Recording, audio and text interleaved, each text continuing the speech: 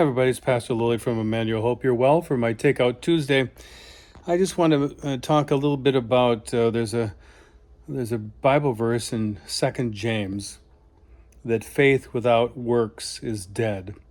And even though Martin Luther, virtually everything that he's ever written and spoken, less a few things, I totally agree with. He is the interpreter of the Bible for me and the lens through which I see things in a biblical but also a Lutheran-inspired way. But Martin Luther was not a big fan of James, and I think one of the things that he didn't like about it is this verse. And I think, it's kind of one of those throwing the baby out with the bathwater, is that it's not implicit that you are saved through your works, but I think what James was trying to say is that once we are claimed by God and redeemed by Jesus in the waters of baptism, we are claimed, named, and saved. Our expression is then to go into the world and share the knowledge and the joy of Christ because we are saved, not in order to be saved.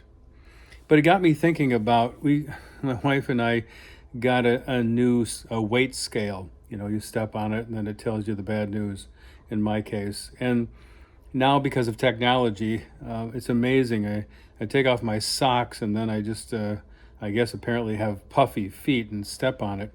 And it gives you about 6 seconds, and then you can download an app and it gives you about 10 different metrics, in my case, of how I'm going the wrong way in my life. It used to just be one number. But now it's all these other things about this kind of fat, and this, your body has this much hydration. And then all things kind of redact and go through this little funnel.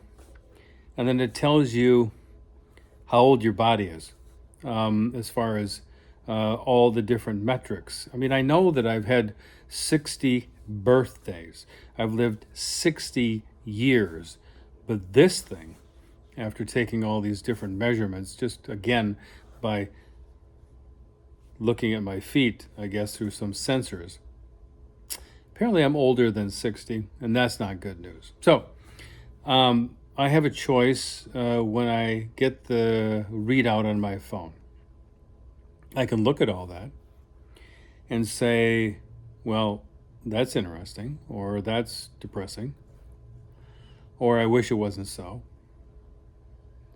Or I can do things to try to change those numbers.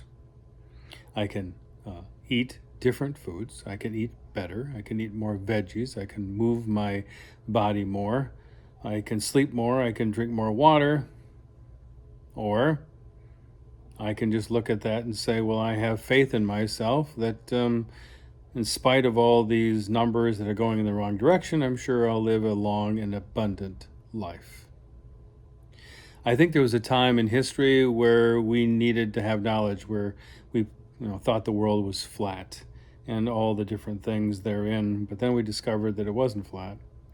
I think now with technology and all the things that we have at our fingertips, I don't know if knowledge is our biggest problem.